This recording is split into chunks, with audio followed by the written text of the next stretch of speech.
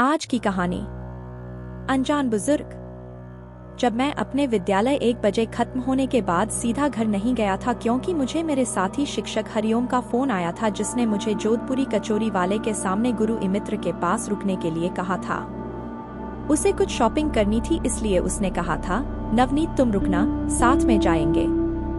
हम दोनों हमेशा एक साथ ही शॉपिंग करने जाते थे। उस इमित्र के पास पार्किंग के लिए कुछ लोहे के एंगल लगाए हुए थे। मैं उन्हीं पर चढ़कर बैठ गया और तन्विक का इंतजार करने लगा। एक 70 से 72 साल का बुजुर्ग आदमी, आंखों पर मोटे कांच वाले चश्मे, मेली धोती और कुर्ता पहने मेरे पास आया क्योंकि मैं लोहे के एंगल्स पर 3 से 4 फुट ऊंचाई पर बैठा था। उसने मेरे घुटनों को छुआ और बोला, बेटा एक कचोरी खरीद कर दे दोगे तो बहुत अच्छा होगा, बहुत ज्यादा भूख लगी है।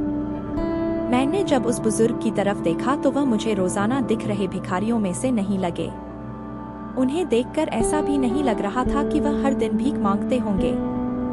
ऐसे अचानक किसी बुजुर्ग ने मेरे पैरों को हाथ लगाया तो मुझे बहुत अजीब महसूस हुआ।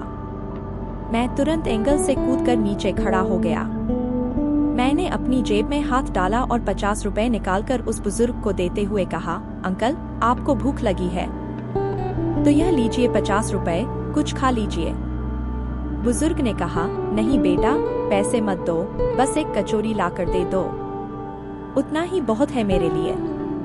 ठीक है मैं ला कर देता हूँ, आप यहीं बैठिए, कहकर मैं कचोरी की दुकान में गया और एक कचोरी खरीद कर लाया और बुजुर्ग को खाने के लिए दिया। बुजुर्ग नीचे बैठकर कचोरी खाने लगे। मेरी तरफ देखकर वह बोले, ऊपर मत बैठो, गिर जाओगे, यहाँ बैठो मेरे पास, कोई साथ बैठेगा तो मुझे भी 2 निवाले अच्छे से खाए जाएंगे। मैं उनका कहना टाल नहीं पाया और उनके साथ ही बैठ गया।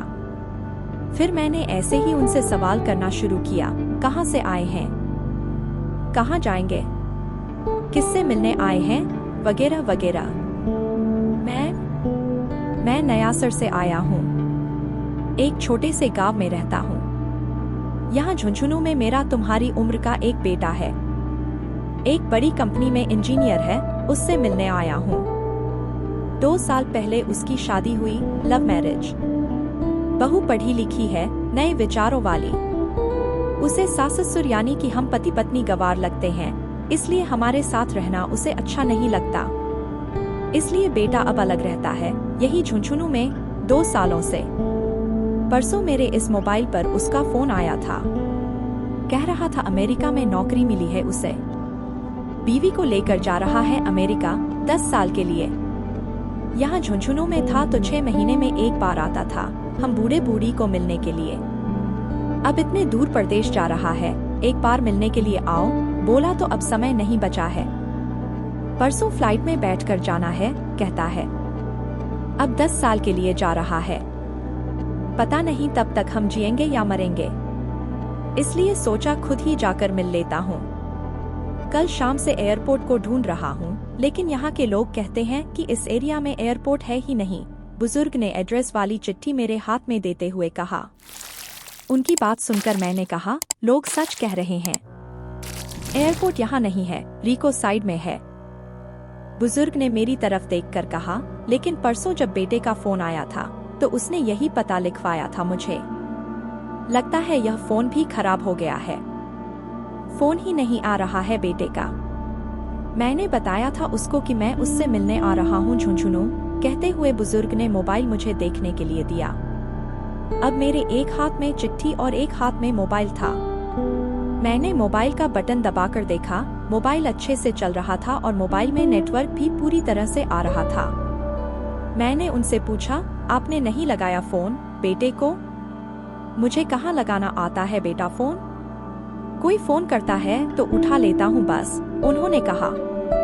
मैंने रिसीव्ड कॉल में जाकर आखिरी आए नंबर पर कॉल किया।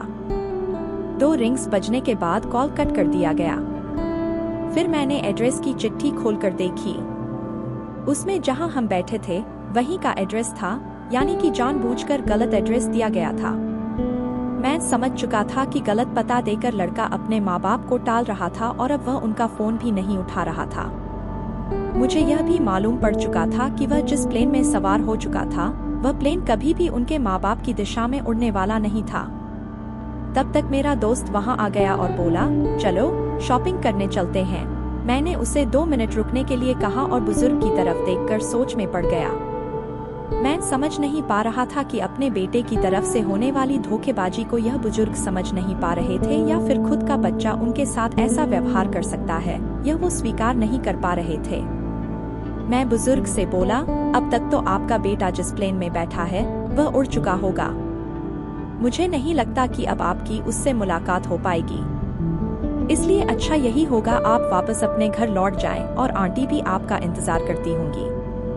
मेरी बात सुनते ही अगले ही क्षण उनकी आंखें भर आईं। आंसू भरी आंखों से वह मेरी तरफ देखने लगे। घर जाने के लिए भाड़े के पैसे देते हुए मैंने उनके हाथों पर हाथ रखा और पूछा, अंकल, मैं कब से आपके हाथों में यह डब्बा देख रहा हूँ। क्या है इस डब्बे में? मोतीचूर के लड्डू हैं, मेरे बेटे के पसंद के। उसकी माँ ने भेजे हैं, उसके लिए खुद बनाकर, बुजुर्ग ने कहा। किसी खंजर से मेरे दिल को चीरकर मेरे अंतःकरण को लहूलुहान कर दिया हो, ऐसी मेरी हालत हो गई। मैं निशब्द होकर बुजुर्ग की तरफ देखता रहा और वहीं बैठा रहा। अरे भाई चलना, देर हो रही है। मेरे दोस्त की आवाज कानों में पड़ी तो मैं होश में आया और ऐसे ही उस भीड़ में उसके पीछे पीछे चलने लगा। घर पहुंचकर आधी रात तक मैं सो नहीं पाया। रह रहकर एक ही सवाल मेरे मन में उठ रहा था। एक कचौरी की भीख मांगने वाला वह बेचारा आदमी भूख से बेहाल होने के बावजूद भी अपने साथ लाए उन मोतीचूर के लड्डुओं में से एक लड्डू खुद नहीं खा सकता था क्या? अपने बेटे से इतना प्यार? अगले दिन उसी जगह जाकर देखा तो बुजुर्ग व्यक्ति अपनी सांसें छोड़ चुका था। मैंने और मेरे दोस्त ने मिलकर पार्थिव शरीर उनके गांव पहुंचाई और उनका बेटा बनकर अंतिम संस्कार किया। सभी रस्में पूरी करके मैं आंटी जी को लेकर अपने घर आ गया। आज हम सब बहुत खुश हैं, लेकिन मन में एक टीस आज भी है कि काश उस दिन बुजुर्ग व्यक्ति को भी अपने साथ लेकर आ जाता तो कितना अच्छा होता। शिक्षा। कुछ रिश्ते बहुत मीठे होते हैं, बस उनको अपनाने की देरी है। कोई भी बेटा बेटी अपने माता पिता के साथ ऐसा अन्याय कभी ना करें, बड़ी मेहनत से अपनी औलाद को पालते हैं। धन्यवाद, स्वस्थ रहिए, सदैव मुस्कुराते हुए। एयर आगे क्या करना चाहिए आप स्वयं तय कीजिए। इन्हीं शुभकामनाओं के साथ पुनः मिलते हैं यूनिवर्सल हीलिंग बाय यूएसडी पर एक नई प्रेरणादायी मर्मस्पर्शी कहानी में। पहली बार इस चैनल में आए हों और वीडियो देख रहे हों तो लाइक सब्सक्राइब करके शेयर भी करते रहिए, साथ ही बेल आइकॉन भी प्रेस कीजिए ताकि अगले वीडियो की नोटिफिकेशन मिल सके। पुनः आप सभी पुण्यात्माओं को बहुत बहुत धन्यवाद। अपना आशीर्वाद बनाते हुए अनुग्रहित कीजिए।